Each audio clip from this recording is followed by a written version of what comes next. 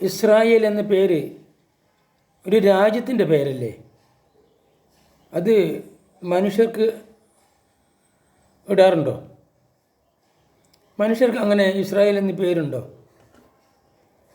ഇതെന്നോട് പലരും ചോദിച്ചിട്ടുള്ള ചോദ്യമാണ്. എൻ്റെ കുട്ടിക്കാലം മുതൽ, ഓർമ്മ വെച്ച നാൾ മുതൽ ഇന്ന് വരെ ഞാൻ കേട്ടുകൊണ്ടിരിക്കുന്ന,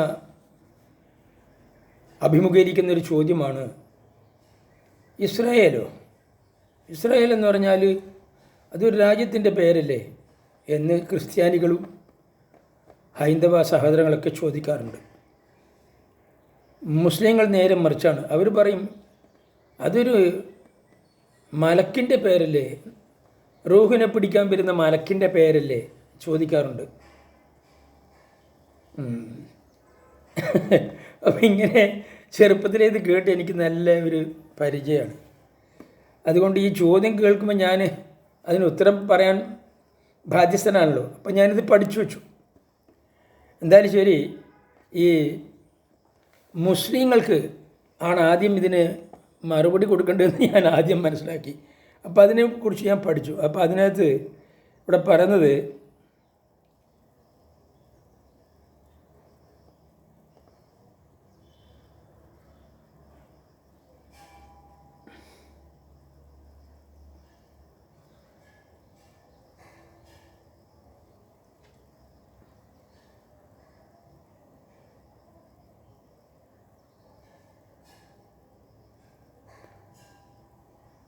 അപ്പം മുസ്ലിം അവർക്ക് ഇങ്ങനെ രണ്ട് മലക്കുകളുണ്ട്, അവർക്ക് മാലാഖമാരുണ്ട്.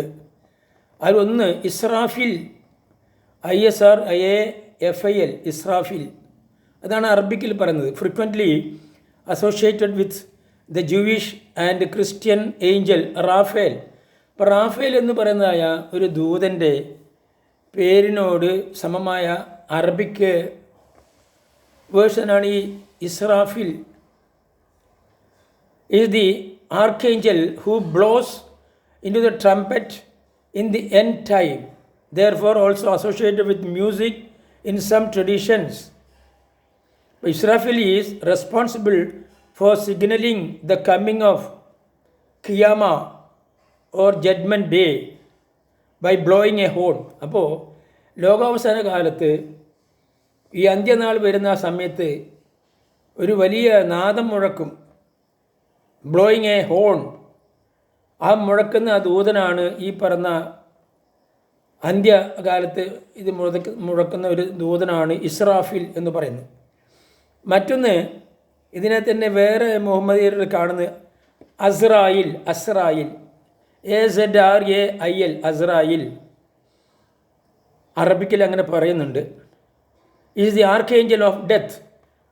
ആ പറയുന്നതായ മലക്ക് അല്ലെങ്കിൽ മാലാക നമ്മുടെ ജീവൻ പിടിച്ചു കൊണ്ടുപോകുന്നത്, കവർന്നെടുത്ത് കൊണ്ടുപോകുന്നത് ഈ മലക്കാണ് പോലും. He and his subordinate angel are responsible for parting the soul from the body of the dead and will carry the believers to heaven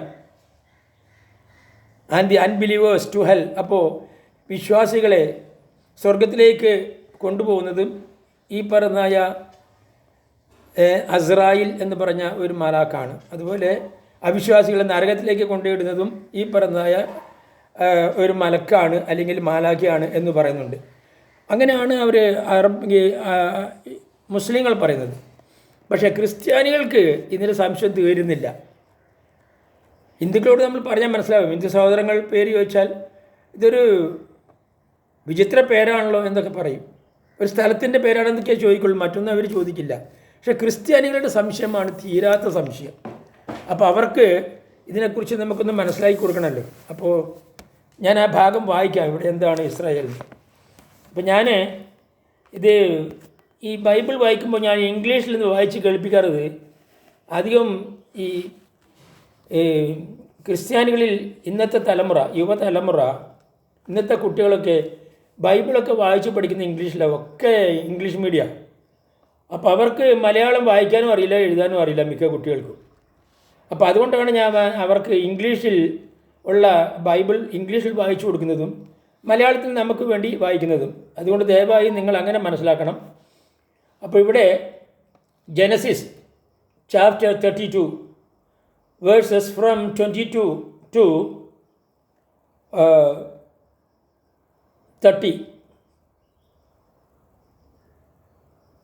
32. Yes, Genesis chapter 32 verses from 22. And he rose up that night and took his 2 wives and his 2 women servants and his 11 sons and passed over the ford Jabbok. And he took them and sent them over the brook and sent over that he had. And Jacob was left alone. Sorry. And there wrestled a man with him until the breaking of the day. And when he saw that he prevailed not against him, he touched the hollow of his thigh.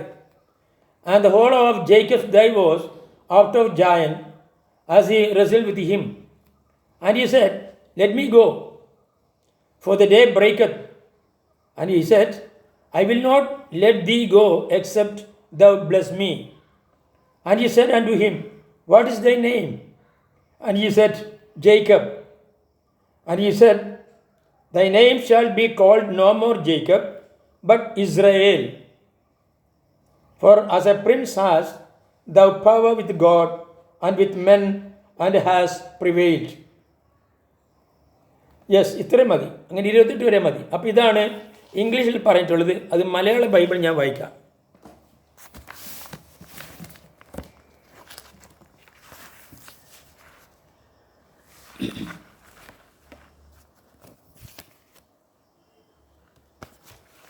രാത്രിയിൽ അവൻ എഴുന്നേറ്റു, തൻ്റെ 2 ഭാര്യമാരെയും 2 ദാസിമാരെയും 11 പുത്രന്മാരെയും കൂട്ടി യബ്ബോക്ക് കടവ് കടന്നു. അങ്ങനെ അവൻ അവരെ കൂട്ടി ആറ്റിക്കര എത്തി, ആറ്റിനക്കരെ കടത്തി. തനിക്കുള്ളതൊക്കെയും അക്കരെ കടത്തിയ ശേഷം യാക്കോബ് തനിയെ ശേഷിച്ചു.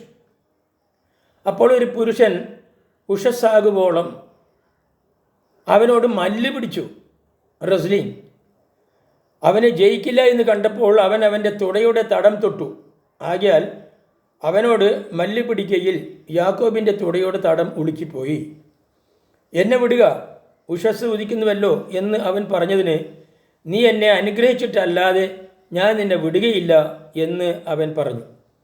നിന്റെ പേരെന്ത് എന്ന് അവൻ ചോദിച്ചതിന്, യാക്കോബ് എന്നവൻ പറഞ്ഞു. നീ ദൈവത്തോടും മനുഷ്യരോടും മല്ല് പിടിച്ച് ജയിച്ചതുകൊണ്ട് നിന്റെ പേർ ഇനി യാക്കോബ് എന്നല്ല, ഇസ്രായേൽ എന്ന് വിളിക്കപ്പെടും. അപ്പോൾ ഇതാണ് ഇസ്രായേൽ എന്നുള്ള പേര്. അപ്പോൾ യാക്കോബ് എൻ്റെ പേരറിയാലോ നമുക്ക്, ഇസ്ഹാക്കിൻ്റെ മകൻ യാക്കോബ്. അപ്പോൾ ഈ യാക്കോബ് ആണ് ഈ പറയുന്നതായ ഇസ്രായേൽ. എന്താണ് യാക്കോബിൻ്റെ ഈ അനുഭവം ഇവിടെ പറയുന്നത്? യാക്കോബ് തൻ്റെ ഭാര്യ വീട്ടിൽ നിന്നും തൻ്റെ ഭാര്യമാരെയും മക്കളെയും 2 ഭാര്യമാരുണ്ടായിരുന്നു. ആ 2 ഭാര്യയും 2 അവരുടെ ദാസിമാരെയും അതുപോലെ തന്നെ മക്കളെയും 11 മക്കളാണെന്നാണ് ഉണ്ടായിരുന്നത്. മക്കളെയും കൊണ്ട് തിരിച്ച് തൻ്റെ ദേശത്തേക്ക് വരികയായിരുന്നു. ആ വരുന്ന വഴിക്ക് വെച്ചാണ് ഇത് സംഭവിക്കുന്നത്. അപ്പോൾ അവിടെ യബ്ബോക്ക് എന്ന് പറയുന്നതായ ഒരു റിവറുണ്ട്. ആ റിവർ ഇവരെ കടത്തി വിട്ടു. അങ്ങോട്ട് കടത്തി വിട്ടിട്ട് ഒറ്റയ്ക്ക് യാക്കോബ് ഇരുന്ന സമയത്ത് ആ രാത്രിയിൽ ഒരാൾ വന്ന് ജേക്കബിനോട് മൽപ്പിടുത്തം, റെസ്ലിംഗ് ആണ്, അതായത് ഗുസ്തി നടത്തുകയാണ്, മൽപ്പിടുത്തം നടത്തുകയാണ്.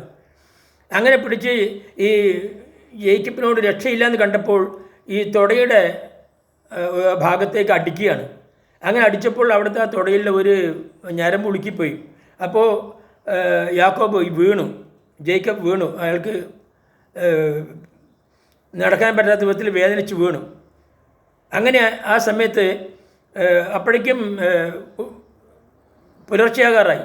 അപ്പോൾ ഈ വന്ന ആൾ പറഞ്ഞു, ഞാൻ പോകണം, എന്നെ വിടുമെന്ന് പറഞ്ഞപ്പോൾ ജേക്കബ് വിട്ടില്ല. എന്നെ നീ എന്നെ അനുഗ്രഹിച്ചിട്ടല്ല ഞാൻ നിന്നെ വിടുകയില്ല എന്ന് പറഞ്ഞു. അപ്പോൾ ഇദ്ദേഹം ചോദിക്കും യാക്കോബിനോട്, നിൻ്റെ പേരെന്ത്? യാക്കോബ് പറയും, എൻ്റെ പേര് യാക്കോബ് എന്നാണ്, ഇംഗ്ലീഷിൽ ജേക്കബ്. ഇന്ന് മുതൽ നീ ജേക്കബ് അല്ല, ഇന്ന് മുതൽ നിൻ്റെ പേര് ഇസ്രായേൽ എന്നാണ്. അപ്പോൾ അതിന് പറയുന്നുണ്ട്, നീ ദൈവത്തോടും മനുഷ്യനോടും മല്ല് പിടിച്ച് ജയിച്ചതിന്, ഗുസ്തി പിടിച്ച് ജയിച്ചതിനാണ് നിനക്ക് ജയാളി എന്നുള്ള ആ അർത്ഥത്തിലാണ് ഈ പേര് തരുന്നത്. ഇസ്രായേൽ ഇസ്രായേൽ എന്നീ പേര് തരുന്നതെന്ന് പറഞ്ഞു. അങ്ങനെ അത് പറഞ്ഞ് അവിടുന്ന് പോകും. അപ്പോൾ ഇത് ഈ യാക്കോബുമായി ഇങ്ങനെ ഒരു മൽപ്പിടുത്തം നടത്തിയത് ആരാണ് എന്നുള്ളതിന് പല തർക്കമുണ്ട്. അത് ദൈവത്തിൻ്റെ ദൂതനാണെന്ന് പറയുന്നു, മറ്റു ചിലർ ദൈവം തന്നെയാണെന്ന് പറയുന്നു. ഇങ്ങനെ രണ്ട് അഭിപ്രായത്തിൽ ഇങ്ങനെ ഉണ്ട്. എന്തു തന്നെ ആയാലും ഇതാണ് ഈ സംഭവം. അപ്പോൾ ഈ സംഭവത്തോടനുബന്ധിച്ച് യാക്കോബിന് കിട്ടിയതായ ഒരു സർനെയിമാണ് ഇസ്രായേൽ എന്നുള്ള പറയുന്നത്. ആ ഇസ്രായേലിൻ്റെ മക്കൾ 12 മക്കളാണ്. ആ മക്കൾ അടങ്ങുന്നതായ ആ വംശത്തിനാണ് ഇസ്രായേൽ വംശം എന്ന് പറയും. അവർ ജീവിച്ചിരുന്ന ദേശമാണ് ഇസ്രായേൽ ദേശം എന്ന് പറയുന്നത്. അപ്പം അങ്ങനെയാണ് ഇസ്രായേൽ എന്നല്ല ഈ പേര് ഈ രാജ്യത്തിന് ലഭിക്കുന്നത്. ഇപ്പോൾ നിങ്ങൾക്കതിൻ്റെ സംശയ നിവൃത്തി ഉണ്ടായി എന്ന് ഞാൻ വിശ്വസിക്കുന്നു. അപ്പോൾ ഇതാണ് ഇസ്രായേൽ. ഓക്കെ, എന്നെ കേട്ട നിങ്ങൾക്ക് എല്ലാവർക്കും നന്ദി, നമസ്കാരം.